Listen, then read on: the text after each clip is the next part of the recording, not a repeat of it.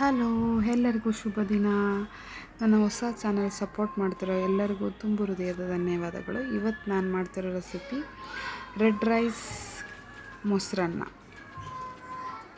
Red rice ಮೊಸರನ್ನ ಹೇಗೆ ಮಾಡೋದು ಅಂತ ಹೇಳ್ತೀನಿ.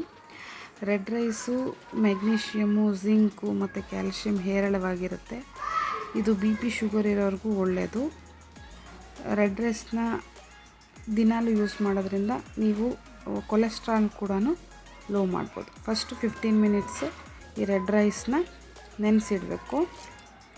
ಆಮೇಲೆ ನಾನು ಈ ಲೋಟದಲ್ಲಿ 2 ಲೋಟ ರೆಡ್ ರೈಸ್ ತೊಗೊಂಡಿದ್ದೀನಿ. ಈ 2 ಲೋಟ ರೆಡ್ ರೈಸ್ನ 15 ಮಿನಿಟ್ಸು ಮುಂಚೆನೇ ನೀರಲ್ಲಿ ನೆನೆ ಇಟ್ಟಿದ್ದೆ.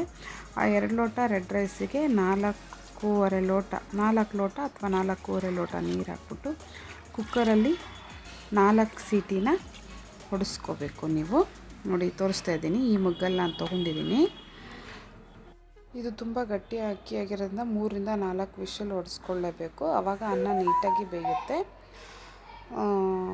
ನೋಡಿ ನಾನು ತೋರಿಸ್ತಾ ಇದ್ದೀನಿ ಅಳತೆನ ಹೇಗೆ ಮಾಡಿ. ನೀರು ಸ್ವಲ್ಪ ಜಾಸ್ತಿ ಆದರೂ ಪರವಾಗಿಲ್ಲ, ಕಡಿಮೆ ಆಗಬಾರ್ದು. ಜಾಸ್ತಿ ಆದರೆ ಬಸ್ಕೋಬೋದು. ಆಮೇಲೆ ಬಸ್ತಿರೋದನ್ನು ಏನು ಮಾಡೋದು, ಹೇಗೆ ಯೂಸ್ ಮಾಡೋದು ಅಂತಲೂ ಹೇಳ್ತೀನಿ. ನೋಡಿ 2 ಒಣಮೆಣ್ಸಿನ್ಕಾಯಿ, 2 ಹಸಿಮೆಣ್ಸಿನ್ಕಾಯಿ, 3 ಹಸಿರು ಕರಿಬೇವು, ಕೊತ್ತಂಬರಿ ಸೊಪ್ಪು, ಈರುಳ್ಳಿ, 2 ಈರುಳ್ಳಿ ಒಗ್ಗರಣೆಗೆ, 2 ಈರುಳ್ಳಿ, 1 ಹಸಿ ಈರುಳ್ಳಿ ಮೇಲ್ಗಡೆ ಹಾಕೋಕ್ಕೆ, ಶುಂಠಿ ಬೆಳ್ಳುಳ್ಳಿ ಕುಟ್ಟಿಟ್ಕೊಂಡಿದ್ದೀನಿ. ಮತ್ತು ಒಗ್ಗರಣೆಗೆ ಸಾಸಿವೆ, ಜೀರಿಗೆ, ಉದ್ದಿನಬೇಳೆ ಮತ್ತು ಕಡಲೆಬೇಳೆ ಕೂಡ ಇಟ್ಕೊಂಡಿದ್ದೀನಿ. ಹೇಗೆ ಮಾಡೋದು ಅಂತ ತೋರಿಸ್ತೀನಿ ನೋಡಿ. ಇಲ್ಲಿ ಅನ್ನ ಆಗಿದೆ ನೋಡಿ. ರೆಡ್ ರೈಸ್ ನೋಡಿ ಎಷ್ಟು ದಪ್ಪ ಕಾಳು ಆಗಿದೆ ಅನ್ನ. ಇದು ತುಂಬ ಒಳ್ಳೆಯದು ಫ್ರೆಂಡ್ಸ್. ಕೊಲೆಸ್ಟ್ರಾಲ್ ಲೋ ಮಾಡುತ್ತೆ ಮತ್ತು BP ಶುಗರ್ ಕೂಡ ಬ್ಯಾಲೆನ್ಸ್ ಮಾಡ್ಬೋದು ಈ ಅಕ್ಕಿ ಯೂಸ್ ಮಾಡೋದ್ರಿಂದ. ಅನ್ನ ನೋಡಿ ಹೇಗಾಗಿದೆ. ಸ್ವಲ್ಪ ನೀರಿದೆ. ಈ ನೀರನ್ನ ಬಸ್ಕೊಂಡ್ಬಿಟ್ಟು ಯೂಸ್ ಮಾಡ್ಕೋಬೋದು. ನಾನು ಇಲ್ಲಿ ಮಾಡ್ತಾ ಇರೋದು ಮೊಸರನ್ನ ಅಲ್ವಾ, ನಾನು ಫುಲ್ ನೀರನ್ನ ಬಸ್ಕೊಂಡಿಲ್ಲ. ಅದು ನೀರು ಬಸ್ಕೊಂಡಿರೋದನ್ನ ಮಕ್ಕಳಿಗೂ ಕುಡಿಯೋಕ್ಕೆ ಕೊಡ್ಬೋದು. ಆ ನೀರು ಬಸ್ತಿರೋದನ್ನು ನೀವು ಮುಖಕ್ಕೂ ಕೂಡ ಅಪ್ಲೈ ಮಾಡ್ಬೋದು. ಅದರಿಂದ ಸ್ಕಿನ್ ಕೂಡ ಟೈಟ್ನಿಂಗ್ ಆಗುತ್ತೆ. ಆ ಬಸ್ತಿರೋ ನೀರನ್ನ ನೀವು ಮಕ್ಕಳಿಗೆ ಕುಡಿಯೋಕ್ಕೂ ಕೊಡ್ಬೋದು, ಸ್ಕಿನ್ ಕೇರ್ಗೆ ಅಂತಲೂ ಯೂಸ್ ಮಾಡ್ಕೋಬೋದು. ನೋಡಿ ನಾನು ಇಲ್ಲಿ ಬಸ್ತಿರೋ ನೀರು ಇಲ್ಲಿದೆಯಲ್ಲ, ಇದನ್ನು ಉಪ್ಪು ಹಾಕಿರೋದ್ರಿಂದ ಕುಡಿಯೋಕ್ಕೂ ತುಂಬ ಟೇಸ್ಟಿಯಾಗಿರುತ್ತೆ. ಮಕ್ಕಳು ಆರಾಮಾಗಿ ತುಂಬ ಚೆನ್ನಾಗಿ ಕುಡಿತಾರೆ. ಇದನ್ನು ಸ್ವಲ್ಪ ನನ್ನ ಮಕ್ಕಳಿಗೆ ಸ್ವಲ್ಪ ಹಚ್ಕೊಂಡ್ಬಿಟ್ಟು ನನ್ನ ಮಗಳಿಗೂ ಕುಡಿಯೋಕ್ಕೆ ಕೊಟ್ಟೆ. ಅದನ್ನು ನೋಡಿ ಒಗ್ಗರಣೆಗೆ ಎಣ್ಣೆ ಹಾಕ್ತಾಯಿದ್ದೀನಿ. 3 ಟೇಬಲ್ ಸ್ಪೂನಷ್ಟು ಎಣ್ಣೆ ಹಾಕಿ ನೋಡಿ, 1 ಟೇಬಲ್ ಸ್ಪೂನಷ್ಟು ಉದ್ದಿನಬೇಳೆ, ಕಡಲೆಬೇಳೆ, ಜೀರಿಗೆ ಮತ್ತು ಸಾಸಿವೆ ಹಾಕ್ತಾಯಿದ್ದೀನಿ. ಅದು ಚಿಟಪಟ ಅಂತ ಸ್ವಲ್ಪ ಸಿಡಿಬೇಕು. ಅದಾದಮೇಲೆ 1-2 ಒಣಮೆಣಸಿನ್ಕಾಯಿ ಮತ್ತು ಹಸಿಮೆಣ್ಸಿನ್ಕಾಯಿನ ಹಾಕಿ, ಒಣಮೆಣ್ಸಿನ್ಕಾಯಿ ಹಾಕಿದ್ರೆ ಮೊಸರನ್ನ ಸ್ವಲ್ಪ ರುಚಿಯಾಗುತ್ತೆ. ಎರಡೂ ಯೂಸ್ ಮಾಡೋದ್ರಿಂದ ಟೇಸ್ಟ್ ಮತ್ತು ಫ್ಲೇವರು ತುಂಬ ಚೆನ್ನಾಗಿರುತ್ತೆ. ಅದು ಮಧ್ಯೆ ಅದು ಒಣಮೆಣ್ಸಿನ್ಕಾಯಿ ಕಟ್ಕೊಂಡು ತಿನ್ನೋಕ್ಕೂ ಚೆನ್ನಾಗಿರುತ್ತೆ. ನೋಡಿ ಕರಿಬೇವು ಹಾಕ್ತಾಯಿದ್ದೀನಿ.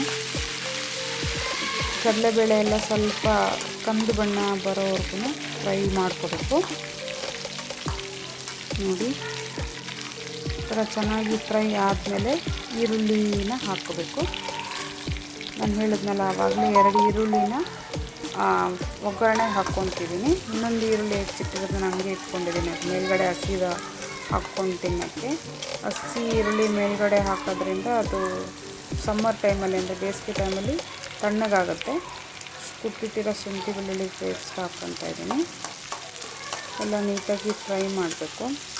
ಅದೇ ಹೇಳಿದ್ನಲ್ಲ, ಹಸಿ ಈರುಳ್ಳಿ ಮೇಲ್ಗಡೆ ಹಾಕ್ಕೊಂಡು ತಿನ್ನೋದ್ರಿಂದ ಈ ಬೇಸಿಗೆಯಲ್ಲಿ ತಂಪಾಗುತ್ತೆ. ಈರುಳ್ಳಿ ಸ್ವಲ್ಪ ಶೀತ ಇರೋದ್ರಿಂದ ತಂಪಾಗುತ್ತೆ. ಆಮೇಲೆ ಮೊಸರನ್ನದಲ್ಲಿ ಹಸಿ ಈರುಳ್ಳಿ ಹಾಕಿದ್ರೆ ತಿನ್ನೋಕ್ಕೂ ಚೆನ್ನಾಗಿರುತ್ತೆ. ಈ ಥರ ಫ್ರೈ ಮಾಡಿಕೊಂಡು ಇದ್ರದ್ದೆಲ್ಲ ನೀಟಾಗಿ ಈ ಥರ ಫ್ರೈ ಆದಮೇಲೆ ಇದು ಟೇಸ್ಟ್ ಎಲ್ಲ ಅನ್ನಕ್ಕೆ ಚೆನ್ನಾಗಿ ಬಿಡಬೇಕು. ಚೆನ್ನಾಗೆಲ್ಲ ಟೇಸ್ಟ್ ಹತ್ಕೋಬೇಕು ಅಂದರೆ ಇದು ಚೆನ್ನಾಗಿ ಒಂದು ಸ್ವಲ್ಪ ಫ್ರೈ ಆದಮೇಲೆ ಕೊತ್ತಂಬರಿ ಸೊಪ್ಪು ಸ್ವಲ್ಪ ಮತ್ತು ಒಂದು ಸ್ವಲ್ಪ ಮೇಲ್ಗಡೆ ಹಾಕೋಕ್ಕೂ ಎತ್ತಿಟ್ಕೊಂಡಿದ್ದೀನಿ. ಅರ್ಧ ಕೊತ್ತಂಬರಿ ಸೊಪ್ಪು ಮಾತ್ರ ಹಾಕಿದ್ದೀನಿ ನಾನು.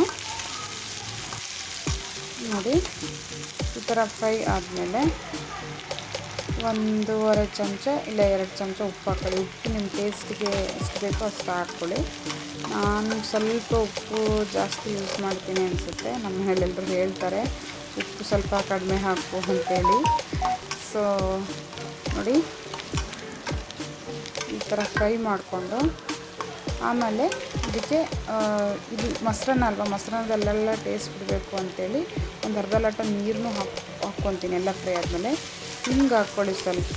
ನಾನು ಹೇಳಿದ್ನಲ್ಲ, ಏನೇ ಫುಡ್ಡಲ್ಲಿ ದೋಷ ಇದ್ರೂ ಹಿಂಗೆ ಹಾಕೋದ್ರಿಂದ ಹೋಗುತ್ತೆ.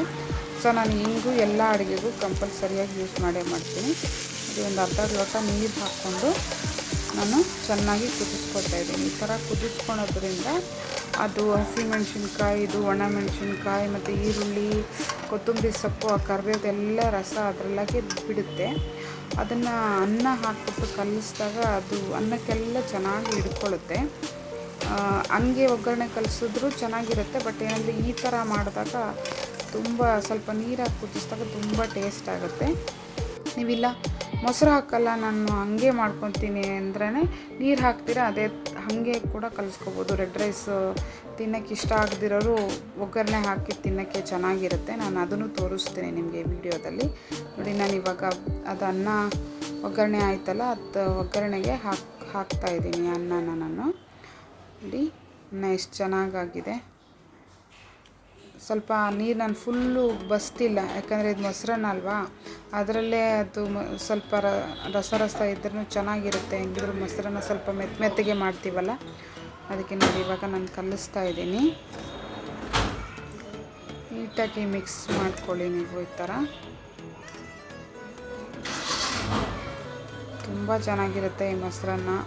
ಬೇಸಿಗೆಗಂತೂ ತುಂಬ ಒಳ್ಳೆಯದು. ಮಕ್ಕಳು ಕೂಡ ತುಂಬ ಇಷ್ಟಪಟ್ಟು ತಿಂತಾರೆ. ನೀವು ರೆಗ್ಯುಲರಾಗಿ ವೈಟ್ ರೈಸಲ್ಲಿ ಮಾಡೋ ಮೊಸರನ್ನಕ್ಕಿಂತ ಇದು ರೆಡ್ ರೈಸಲ್ಲಿ ಮಾಡಿದ ಮೊಸರನ್ನ ತುಂಬ ರುಚಿಯಾಗುತ್ತೆ, ತುಂಬ ಚೆನ್ನಾಗಿರುತ್ತೆ. ಬಾಕ್ಸ್ಗೂ ಹಾಕ್ಕೊಂಡು ಹೋಗ್ಬೋದು. ಮೊಸರು ಮಧ್ಯಾಹ್ನ ತಗೊಂಡೋಗೋಕ್ಕೆ ಹುಳಿ ಆಗುತ್ತೆ ಅಂತ ಅಂದ್ಕೊಳೋರಿಗೆ ನಾನೊಂದು ಟಿಪ್ ಹೇಳ್ತೀನಿ. ಈ ವಿಡಿಯೋ ಲಾಸ್ಟಲ್ಲಿ ನಾನು ಅದು ಮೊಸರು ಅನ್ನ ಮಧ್ಯಾಹ್ನಕ್ಕೆ ಹುಳಿ ಆಗದಿರೋ ಹಾಗೆ ಹೆಂಗೆ ಇಡಬೇಕು, ಹೆಂಗೆ ಬಾಕ್ಸಿಗೆ ಇಟ್ಕೊಂಡು ಹೋಗ್ಬೇಕು ಅನ್ನೋದು ನಾನು ವಿಡಿಯೋ ಎಂಡಲ್ಲಿ ತೋರಿಸ್ತೀನಿ. ನೋಡಿ, ಬರೀ ಒಗ್ಗರಣೆ ಅಷ್ಟೇ ಕಲಿಸ್ಕೊಂಡಿಟ್ಟಿರೋ ಅನ್ನನೂ ಸ್ವಲ್ಪ ಎತ್ತಿಟ್ಕೊಂಡಿದ್ದೀನಿ. ಈ ಥರನೂ ತಿನ್ನೋಕ್ಕೆ ತುಂಬ ಚೆನ್ನಾಗಿರುತ್ತೆ. ಇದು ಥರ ಏನದು ಪ್ಲೈನ್ ಒಗ್ಗರಣೆ ಹಾಕಿರೋ ರೆಡ್ ರೈಸ್ ಥರ ಇದು ಒಂದು ರೆಸಿಪಿನೇ ಆಗುತ್ತೆ. ನೀವು ಈ ಥರನೂ ತಿನ್ಬೋದು, ಮೊಸರು ಆ್ಯಡ್ ಮಾಡ್ತೀರಾ. ಆಮೇಲೆ ನೋಡಿ, ಇದಕ್ಕೇ ನಾನು ಮೊಸರು ಆ್ಯಡ್ ಮಾಡಿರೋದನ್ನ ತೋರಿಸ್ತೀನಿ. ಮೊಸರು ಆ್ಯಡ್ ಮಾಡಿದ್ರೆ ಇದು ಕರ್ಡ್ ರೈಸ್ ಆಗುತ್ತೆ. ಸೊ ನೋಡಿ, ನಾನು ಕರ್ಡ್ ಹಾಕ್ತಾಯಿದ್ದೀನಿ. ಹೆಚ್ಚು ಕಡಿಮೆ ಇದಕ್ಕೆ ನಾವು ಮನೇಲಿ ಒಂದು 5 ಜನ ಇದ್ದೀವಲ್ಲ, ಅದಕ್ಕೆ ಫುಲ್ಲು ಅರ್ಧ ಲೀಟ್ರ್ ಮೊಸರು ಯೂಸ್ ಮಾಡಿದೆ ನಾನು. ಮೊಸರು ಗಟ್ಟಿ ಮೊಸರು ಯೂಸ್ ಮಾಡಿದ್ರೆ ತುಂಬ ಟೇಸ್ಟಿಯಾಗಿ ಚೆನ್ನಾಗಾಗುತ್ತೆ. ನಾನು ಉಪ್ಪು ಕರೆಕ್ಟಾಗಿ ಹಾಕಿದ್ದೆ, ನಾನು ಒಗ್ಗರಣೆಗೆ ಹಾಕಿದ್ದೆ. ಸೊ ನಾನೇನು ಮತ್ತೆ ಎಕ್ಸ್ಟ್ರಾ ಉಪ್ಪು ಯೂಸ್ ಮಾಡಿಲ್ಲ. ನಾನು ಹೇಳಿದ್ನಲ್ಲ, ಉಪ್ಪು ಸ್ವಲ್ಪ ಕಡಿಮೆ ಹಾಕ್ಕೊಂಡ್ರೆ ಒಳ್ಳೆಯದು. ಆಮೇಲೆ ರುಚಿ ನೋಡಬೇಕಾದ್ರೆ ಹಾಕ್ಕೋಬೋದು ನೀವು. ಸೊ ನೋಡಿ ಎಷ್ಟು ಚೆನ್ನಾಗಿ ಕಾಣಿಸ್ತಾ ಇದೆ, ತುಂಬ ಟೇಸ್ಟಿಯಾಗಿರುತ್ತೆ. ನನ್ನ ಬಾಯಲ್ಲೆಲ್ಲ ನೀರು ಬರ್ತಾಯಿದೆ. ತುಂಬ ಚೆನ್ನಾಗಿರುತ್ತೆ ಫ್ರೆಂಡ್ಸ್. ಸೊ ತುಂಬ ಚೆನ್ನಾಗಾಗಿದೆ ಮೊಸರನ್ನ. ನೋಡಿ, ಈ ಮೊಸರನ್ನ ತಿನ್ನೋದ್ರಿಂದ ನಮ್ಮ ಮೈಂಡು ಕೂಡ ಕೂಲಾಗಿರುತ್ತೆ. ಈ ಬೇಸಿಗೆ ಟೈಮಲ್ಲಿ ಹೊಟ್ಟೆನೂ ತಣ್ಣಗಿರುತ್ತೆ, ಮೈಂಡು ಕೂಲಾಗಿರುತ್ತೆ. ನೋಡಿ, ಸ್ವಲ್ಪ ಐಸ್ ಕ್ಯೂಬ್ಸ್ನೂ ಆ್ಯಡ್ ಮಾಡ್ತಾಯಿದ್ದೀನಿ, ತಿನ್ನುವಾಗ ತಣ್ಣಗೆ ಚೆನ್ನಾಗಿರಲಿ ಅಂತೇಳ್ಬಿಟ್ಟು. ಇಲ್ಲಿ ಬೆಂಗಳೂರಲ್ಲಂತೂ ತುಂಬ ಬಿಸಿಲಿದೆ. ನೋಡಿ, ಈ ಥರ ನೀವು ಮೊಸರನ್ನ ಮಾಡ್ಕೊಂಡು ತಿನ್ನೋದ್ರಿಂದ ಒಂಥರ ಮೈಂಡ್ ರಿಫ್ರೆಶಿಂಗ್ ಆಗಿರುತ್ತೆ. ಬೆಳಗ್ಗೆನೇ ಬ್ರೇಕ್ಫಾಸ್ಟ್ ಆಗಿರ್ಬೋದು, ಲಂಚ್ ಬಾಕ್ಸಿಗೆ ಆಗಿರ್ಬೋದು, ಇದು ತೊಗೊಂಡೋಗೋಕ್ಕೆ ತುಂಬ ಚೆನ್ನಾಗಿರುತ್ತೆ.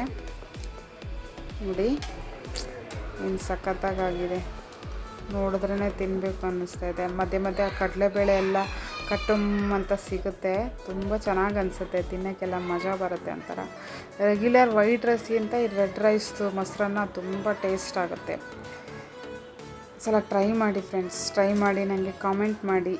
ಇನ್ನೂ ರೆಡ್ ರೈಸಲ್ಲಿ ಬೇರೆ ಯಾವುದಾದ್ರೂ ರೆಸಿಪಿ ಬೇಕಿದ್ದರೆ ಅಂತಲೂ ಹೇಳಿ, ನಾನು ಅದನ್ನು ಮಾಡಿ ತೋರಿಸ್ತೀನಿ ನಿಮಗೆ. ನೋಡಿ, ಮೇಲ್ಗಡೆ ಹಸಿ ಈರುಳ್ಳಿ ಹಾಕ್ಕೋತಾ ಇದ್ದೀನಿ ನಾನು.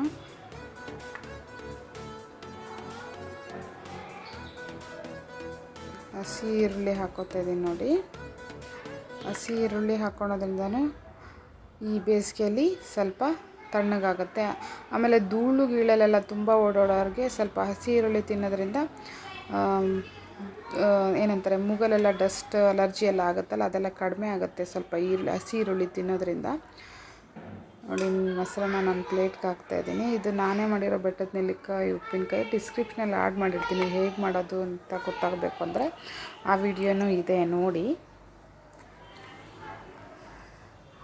ಬೆಟ್ಟದ ನೆಲ್ಲಿಕಾಯಿ ಜೊತೆ ಮೊಸರನ್ನ ತುಂಬ ಚೆನ್ನಾಗಿ ಇರುತ್ತೆ ತಿನ್ನೋಕ್ಕೆ.